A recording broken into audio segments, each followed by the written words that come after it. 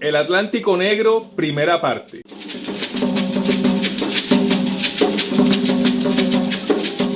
Las religiones que vinieron de África.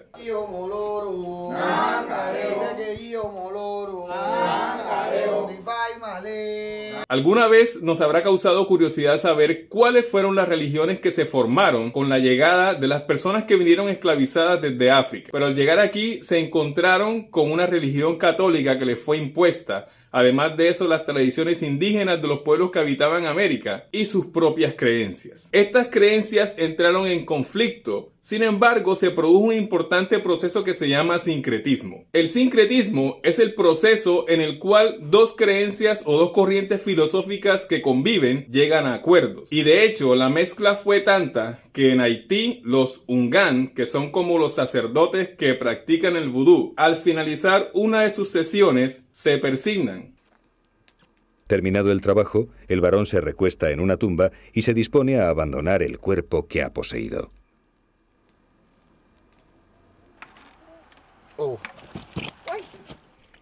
El Ungan se asusta cuando el varón se marcha. No sabe cómo ha llegado allí. Y de hecho también asisten a la Iglesia Católica. Este video toca temas muy delicados porque tienen que ver con las creencias de otras personas. Así que les pido el favor, si usted es cristiano, evangélico, testigo de Jehová o cualquiera que sea su religión, le pido que así como a usted le gusta que respeten sus creencias, pueda respetar las creencias de otras personas y que pueda ser muy respetuoso en los comentarios que haga. Sin más preámbulos, empecemos. Las religiones de África, que son muy antiguas, tienen una principal característica y es que para ellas, los seres humanos, la naturaleza, los animales y las plantas son de mucha importancia y todo hace parte de un solo conjunto. A pesar de que las religiones afroamericanas son tantas, vamos a enfocarnos en las más principales. Y empezaremos por la Umbanda.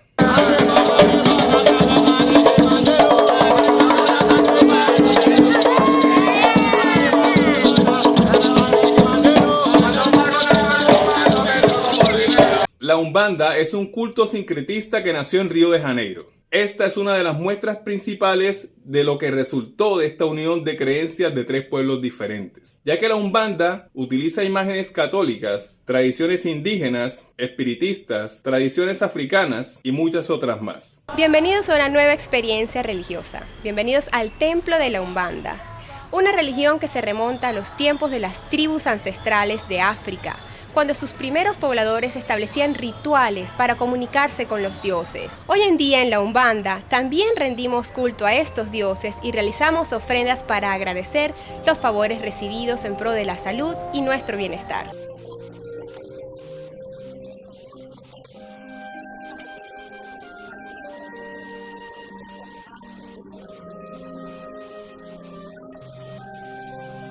Esta religión practica la paz, el amor y es considerada como la línea blanca de estas creencias. Y más adelante sabrán por qué. ¿Qué es Umbanda? Umbanda sería la línea blanca.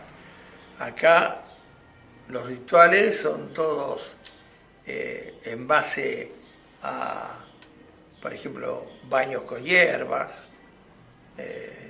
uso de frutas, de otros vegetales, y bueno, y en estas las ofrendas son así y no se usan animales para nada. Más adelante, al salir de Río de Janeiro, esta religión se extendió por otros países como Montevideo, El Salvador y Venezuela. Hoy en día existen cientos de terreiros o templos umbandistas. En Venezuela existe desde 1986 y está registrada como Asociación Venezolana de la Religión Umbanda. Si nos dimos cuenta, las personas que practicaban la Umbanda estaban todas vestidas de blanco. Esto hace parte de su ceremonia de iniciación, que es común en las religiones yoruba. La segunda religión que veremos se llama Kimbanda.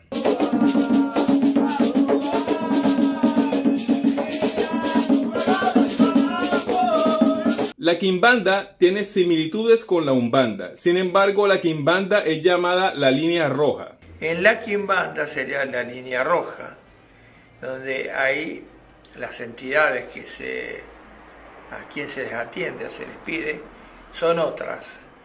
No quiere decir que esas sean malas, o sea, que no quiere decir que con ellas se haga la maldad, sino que son distintas. Nada más que ahí se ofrendan bebidas, cigarros y en algunos casos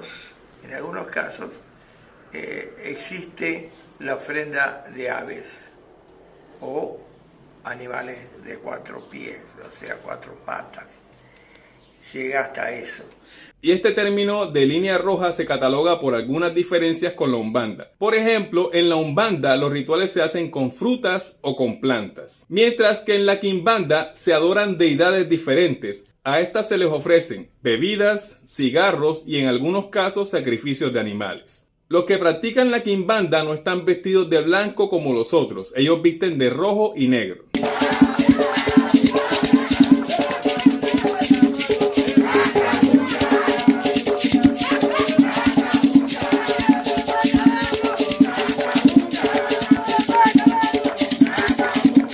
Se ha dicho muchas veces que los practicantes de Quimbanda pueden utilizar estas tradiciones para hacer daño a otras personas. Pero esto no es necesariamente cierto, ya que ellos dicen que así como un arma puede ser utilizada para hacer el bien, también podría ser utilizada para hacer el mal, pero que a todos no se les puede catalogar de la misma manera. La tercera religión que veremos es el llamado Candomblé, una religión muy famosa en Brasil. O Candomblé é uma religião de origem africana, que no Brasil tem muitos adeptos e é muito popular. Os rituais são realizados em terreiros, né? Em casas, né? onde praticam, né? Pode ser a mãe de santo ou o pai de santo. O ritual de Candomblé dura mais ou menos aí como mínimo 2 horas, né? O pai de santo, a mãe de santo recebe aí o orixá, né? Com tambores, tudo, né? Durante o ritual. La parte del puerto de Brasil fue uno de los principales lugares donde llegaban los esclavos y también es donde se arraigan las mayores tradiciones africanas. Los practicantes de Candomblé tienen un dios supremo llamado Olodumaru, que también se le puede llamar Olorum, quien es el creador de todo. O que são os orixás? Bem, os orixás são os, como no catolicismo temos aí os santos, né, que vai ter características únicas cada um, e vai ser como também um guardião, né, de cada pessoa, né? Cada pessoa vai ter o seu orixá. Para você conhecer qual é o seu orixá, é necessário jogar os búzios, né? O pai de santo, a mãe santa que faz a leitura, ela vai dizer, né? O seu orixá é tal, né? Tem muitos orixás, tem alguns que são mais conhecidos que outros, né? Por exemplo, da Iemanjá, que seria como a rainha aí do mar, das águas, que foi sincretizado com a Senhora das Candeias lá no Brasil. E normalmente quando as pessoas vão fazer oferendas, a Iemanjá sempre é com pentes, né, perfumes, flores, né, porque como é uma mulher e como era vaidosa, né, então é por isso que são essas oferendas aí.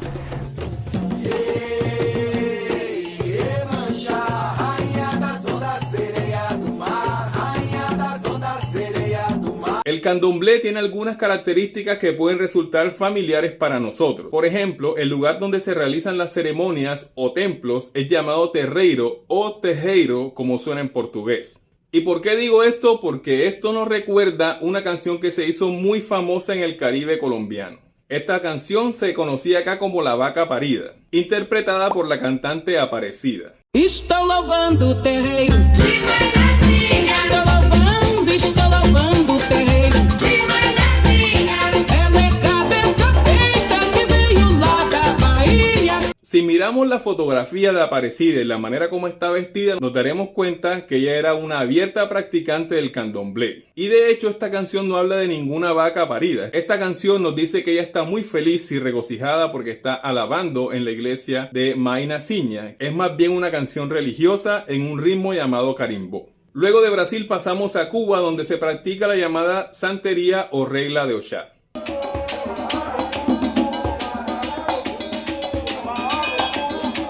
Esta religión, que hace parte del grupo de las creencias Yoruba, tiene una fuerte presencia en Cuba, y allí es donde podemos ver uno de los más grandes ejemplos de lo que fue el sincretismo. Sucede que a las personas que fueron esclavizadas se les obligaba a asistir a reuniones religiosas con los íconos religiosos del catolicismo. Entonces, al ellos empezar a encontrar similitudes entre las características que tenían los santos católicos con el panteón Yoruba, pues empezaron a colocarles nombres católicos a sus propias deidades.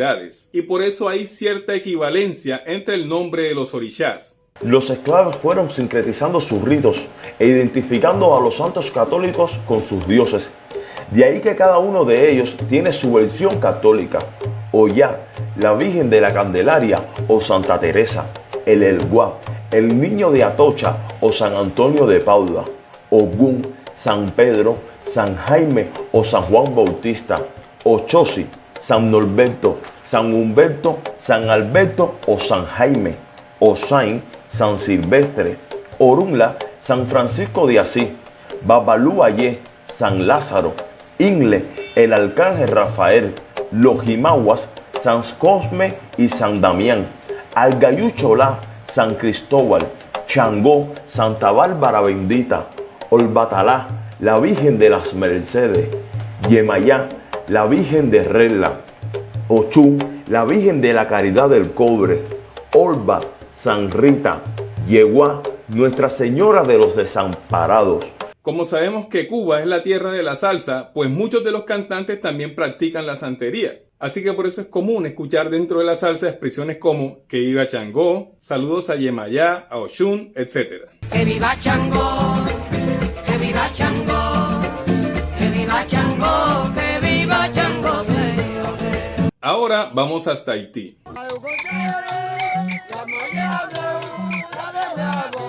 En Haití se practica el vudú. Como sabemos, Haití era una de las islas donde había una mayor concentración de esclavos. Haití pertenecía a Francia, así que todas estas personas que habían sido esclavizadas eran obligadas a trabajar en sembradíos de caña de azúcar, que era la principal producción de la isla. La cantidad de personas esclavizadas llegó a ser tanta que superaba los 3 millones. Y poco a poco se fueron rebelando y formando grupos de personas aisladas que llamaron los marrones. Los marrones eran liderados por Boukman, quien los reunió a todos y se pusieron de acuerdo para dar un golpe final a los franceses. Esto ocurrió el 14 de agosto de 1761. Cuando se reunieron en Bos Caimán, sacrificaron un cerdo y todos los que participaron en el pacto bebieron su sangre. A partir de ahí empezaron revueltas, la quema de los sembrados de caña, el ataque a los esclavistas donde más de 1000 murieron durante una semana, y esto hizo que los franceses salieran huyendo de la isla.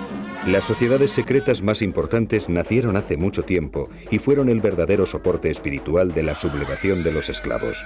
Sus ceremonias, como esta de Bosú, son más violentas porque invocan a los Lua Petro, originarios de Haití. A partir de ese momento, las sociedades secretas del vudú pasaron a ser una parte fundamental del gobierno y de la vida de las personas. Así como en las otras religiones afroamericanas, en el vudú también hay sincretismo, porque también se les obligó a participar de las tradiciones cristianas. Aquí en Limonad, el vudú convive con la iglesia. Los devotos alternan sus prácticas sin ningún inconveniente. Desde antaño, cuando los colonos prohibían sus cultos religiosos africanos, los esclavos se veían obligados a adorar a sus dioses arrodillados frente a la iconografía católica. Así surgió el sincretismo, donde la mayoría de los Lua en vudú tienen correspondencia con divinidades y santos cristianos. La divinidad principal del vudú se llama Erzuli, que es la madre de la tierra y la prosperidad. Su equivalencia en el catolicismo es la Virgen María. Y muchas veces se reúnen en honor al Zuli para que ella pueda poseer a las personas que la adoran.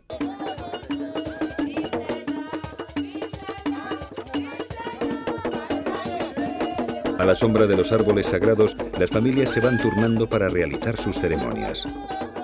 Ofrecen comida y ron principalmente y esperan que Erzuli se presente, que posea el cuerpo de alguien.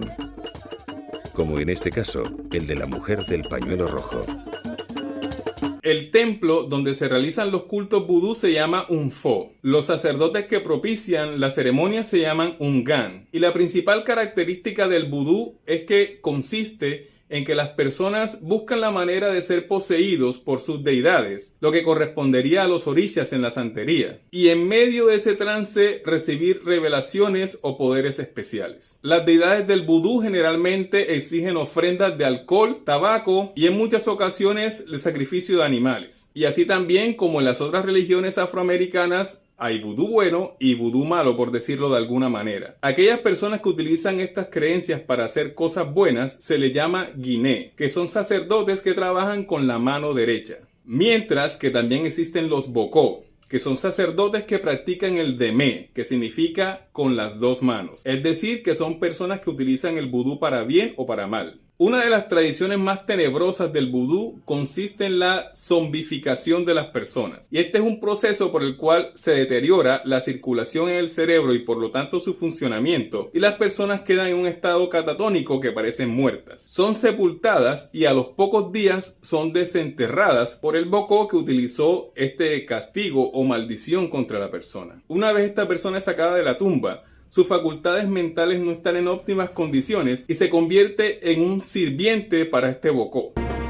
En la ley tradicional del vudú, la pena máxima no es la muerte, es la zombificación.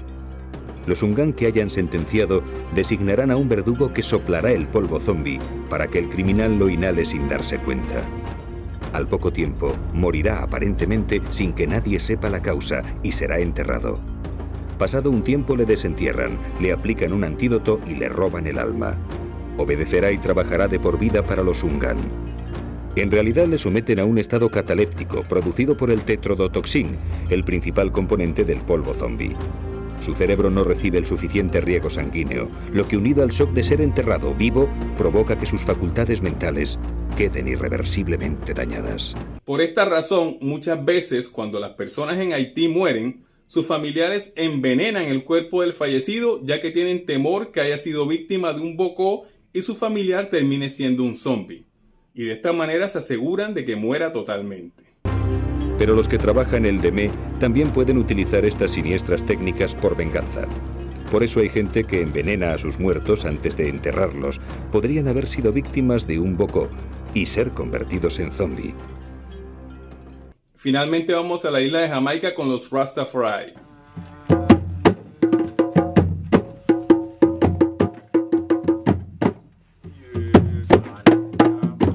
Esta creencia, o más bien corriente filosófica, tiene una idea principal, y esta es la adoración de Haile Selassie, quien fue un rey de Etiopía que hizo grandes cosas muy representativas para este pueblo, y más que todo infundó en ellos esta recuperación del valor y la importancia de las personas negras. Los Rastafari consideran que el Rastafari Makonnen, es decir, Selassie, es la tercera reencarnación de Yah o Jehová según sus creencias.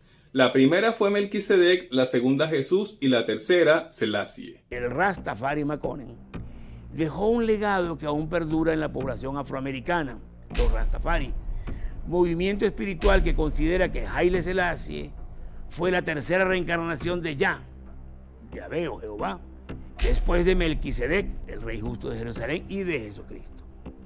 Los Rastafari se distinguen por la manera en que buscan la verdad absoluta allá y coinciden en la idea económico-filosófica de que Babilonia o Babilón, el sistema capitalista, degrada los valores fundamentales de la humanidad y que su devastación expansiva daña seriamente el ecosistema y el medio ambiente. Ellos predican el amor, la armonía, el hacer el bien a los demás, el uso de cannabis o ganja únicamente con fines religiosos. Más que una religión, es un orden de vida con principios y normas de convivencia y con particularidades como el peinado en trenzas de origen egipcio y el uso sacramental del cannabis o ganja. Es muy distinto a lo que nosotros pudimos haber pensado, que Bob Marley era el representante de esta corriente de pensamiento. En realidad el reggae o la música de Bob Marley no es tan importante para ellos como son los tambores africanos. Al contrario de lo que podía creerse, la música de Bob Marley, el reggae, que tanta popularidad ha dado a los Rastafari, no es considerada por ellos como la música del movimiento, como sí lo son los tambores burros de África Occidental.